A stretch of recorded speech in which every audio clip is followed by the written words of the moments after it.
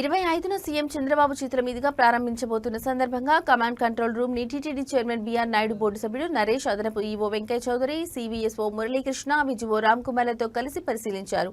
శ్రీవారి దర్శనానికి నిత్యం వచ్చే వేల మంది భక్తులు ఇబ్బందులకు చెక్ పెట్టేందుకు కృత్రిమ మేధస్సును వినియోగించాలని చైర్మన్ నిర్ణయం ప్రకారం ఎన్ఐఆర్ల దాతృత్వంతో దేశంలో తొలిసారిగా తిరుమలలో AI integrated command control centre ఐసీసీను టీటీడీ అందుబాటులోకి తీసుకొస్తుంది. వైకుంఠం క్యూ కాంప్లెక్స్ 1లోని 25వ నంబర్ కంపార్ట్మెంట్లో ఈ వ్యవస్థను ఏర్పాటు చేసింది.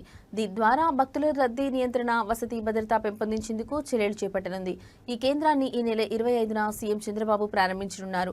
ఇంటిగ్రేటెడ్ కమాండ్ కంట్రోల్ సెంటర్ అందుబాటులోకి వస్తే ఎలా ఉపయోగపడుతుందనే అంశాలను ఒకసారి పరిశీలిస్తే ఐసీసీలో పెద్ద డిజిటల్ స్క్రీన్, అన్ని విభాగాలకు చెందిన సీసీటీవీ ఫుటేజీలు కనిపిస్తాయి. వీటిని 25 మందికి పైగా సాంకేతిక సిబ్బంది పర్యవేక్షిస్తూ అధికారులకు వాస్తవ పరిస్థితులను తెలియజేస్తారు. ప్రస్తుతం ఉన్న వాటితో పాటు కొత్తగా అమర్చిన ప్రత్యేక కెమెరాలతో అలిపిరి వద్ద నుంచి భక్తుల రద్దీని ఏఐ అంచనా వేస్తుంది. క్యూ లైన్లలో ఎంతమంది భక్తులున్నారు, ఎంత సమయం వారు నిరీక్షిస్తున్నారు, సర్వదర్శనం పరిస్థితి తదితర అంశాలను ఏఐ ట్రాక్ చేస్తుంది.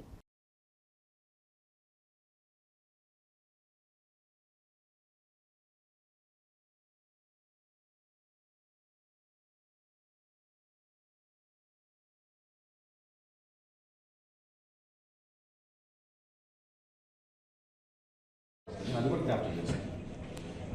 అది కూడా నా దగ్గర అప్లోడ్ చేశాను.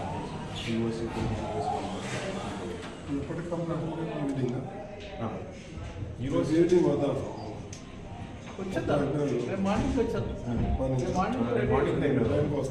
మార్నింగ్ మీకు కంప్లీట్ నాకు 11 days టైం ఇచ్చారు. మొత్తం from the ways what sir ఇచ్చారు. అక్కడి నుంచి 11 daysలో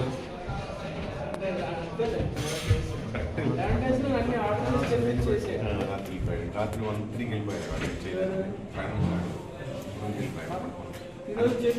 అదిగా మనం తీసుకున్న almost $15 million we are going to get the hours. Okay. రేపు మార్నింగ్